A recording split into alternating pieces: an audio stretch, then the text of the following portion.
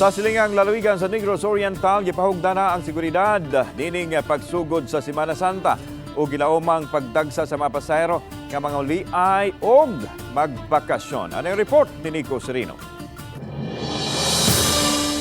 Sa pantalan sa Negros Oriental na abtan namo kining pag-abot-abot sa mga pasahero gikan sa Southern Cebu. Apan kining maong gidaghanon sa mga pasahero nga nangabot, gilauman nga mas mudaghan pa ang bulog hapon o gabi sa Miyerkules ingon man Huwebes Santo matud sa tagduma sa pantalan. Karon pa lang ang shipping company duna na schedule sa biyahe sa Semana Santa. Menos ra ang biyahe pag-abot sa Biyernes Santo. Sa laing pantalan nga among nabisita sa lungsod sa Sibulan, daghan sab ang pasahero nga pagawa sa Negros Oriental ug paingon sa Sugbo.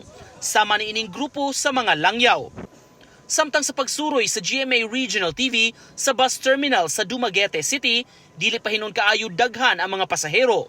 Apan gipaabot nga sa tunga-tungang bahin karong simanaha mudaghana. Sa ilang bahin nakaalerto na ang kapulisan sa natad sa seguridad alang sa Semana Santa. Naka-deploy naman po itong mga personnel. No? We already given directives man po sa ang mga police stations around Negros Oriental to strengthen their police visibility sa mga areas of convergence. Bantayan usab sa kapulisan ang mga simbahan ug mga dapit suruyanan pagsiguro nga hapsay ang pagtimaan sa mahal nga adlaw. Nang hinaot sila sa kooperasyon sa mga tao. Sa pikas bahin, atul sa bendita sa Lukay nga nagbukas sa Semana Santa, gipangunayan ni Bishop Julito Cortez sa Diocese of Dumaguete. Nanawagan siya og padayong pag-ampo sa mga tao alang sa kalinaw sa lalawigan sa Negros Oriental. We continue to pray for that there be peace, there be justice in the community because the only way that we can have peace, there are four pillars. There are four pillars to peace.